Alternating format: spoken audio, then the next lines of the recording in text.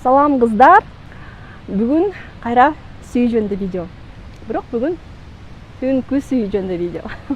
Анткени күн бар, түн бар. Баарыбыз эле билебиз, аял менен эркектин мамилеси көп учурда түн ичинде болот.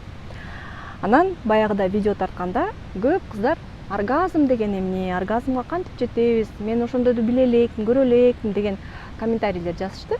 Ошон үчүн бүгүн оргазмга кантип жетиш керек, оргазм деген эмне, түдө кандай аракеттенишибиз керек, ошол жөнүндө айтып берем. Оргазмга жетиш үчүн эмне кылыш керек?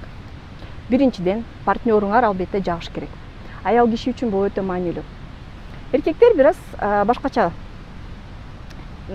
башкача сезимдер менен жашайт.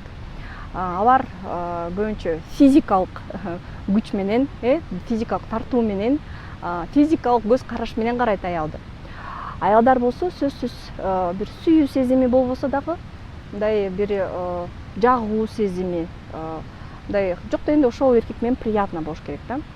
Экинчиден, ал партнер шарт түзүп бериш керек. Эгерде көпчүлүк жашап калсаңар жолдошуңар менен, албетте мамиле сууп калат.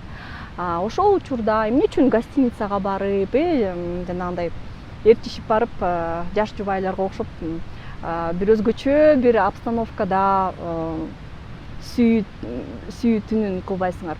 Эмне үчүн жанагындай кечки тамактануу, романтикалык кылып, жанагындай свечаларды коюп, роза жалбырактарын коюп, ошондой кылбайсыңар. Балдарды бир жакка жөнөтүп коюп. Эмне үчүн жаңы ич кийим алып кийип, бийлеп берип, анан албетте партнер, бул жабан аялдан көз каранды эмес, партнердон да көз каранды, эркектен да көз каранды. Эркек аялды жанагынтип сүйүү сезимин, каалоо сезимин ойготууга жардам бериш керек. Негизи секс 3 фазадан турат. Интимдик жашоо, интимдик катнаш 3 фазадан турат. Биринчи фаза бул даярдануу, предварительный ласки деп коет. Ага өбүшүү, жанагынтип жакындашуу кирет. Экинчи фаза бул чын эле секс, интимдик катнаш. Үчүнчү фаза бул оргазм, ырахат алуу. Кыргызча бүтүү.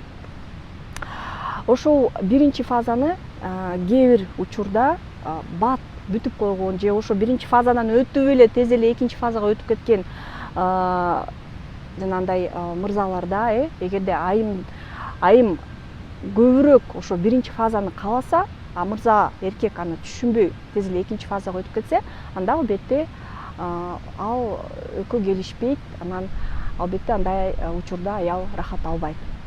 Ошону да унутпаш керек, жабан гана аялдан эмес, өзгөчө эркектен көз каранды. Позалар өтө маанилүү.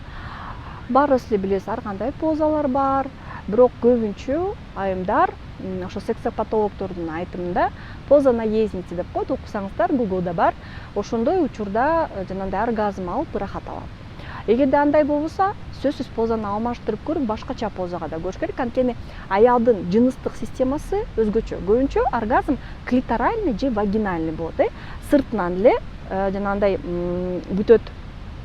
Клитор менен эркектин жыныстык мүчөсү тирешсе, ошондо бүтөт. Кээ бирөө тынга кирип, анан ошол жерде экөө жолугушса, ошол учурда бүтөт.